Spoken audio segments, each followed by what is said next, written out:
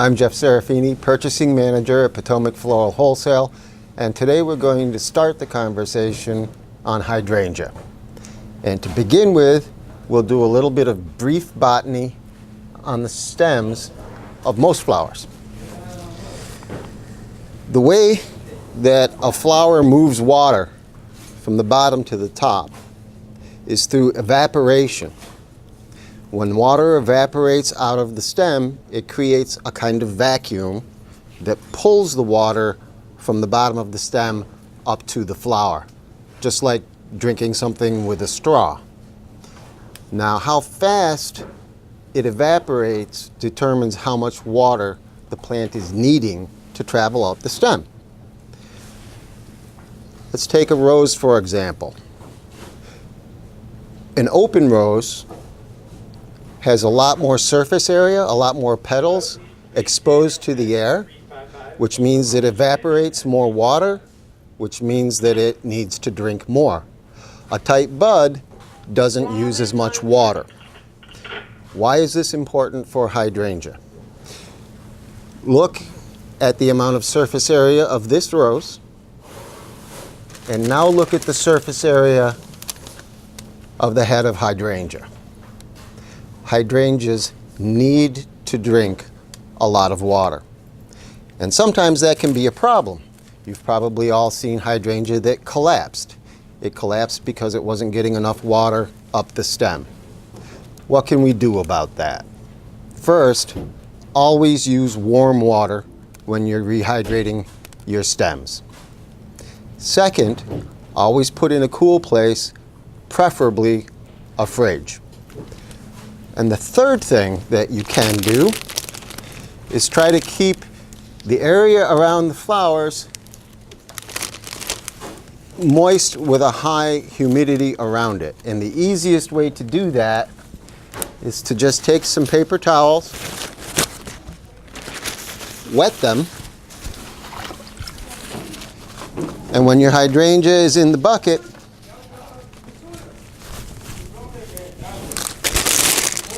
just lay them over the top. And that will keep everything hydrated at the top. It'll slow down the rate of evaporation, and it'll let your hydrangea harden off. So with hydrangea, you can kind of divide it all into two general types. Fresh, which are the kinds of hydrangea that have the bright and vibrant colors, and classic or antique hydrangea. And the way that a hydrangea becomes antique is just by being on the plant longer. As the stems age on the plant, the petals of the flower actually stop and change. They stop drinking water and they change. And they become a hard petal that's not really drinking water much at all through the stem. So what you would do with fresh hydrangea is exactly the opposite of what you do with classic hydrangea. Because this isn't taking water up the stem anymore, it doesn't need to have a high humidity area. In fact, that can be bad for it.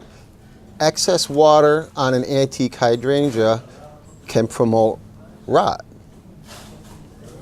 So antique hydrangeas start out in one color and they change as they develop on the plant.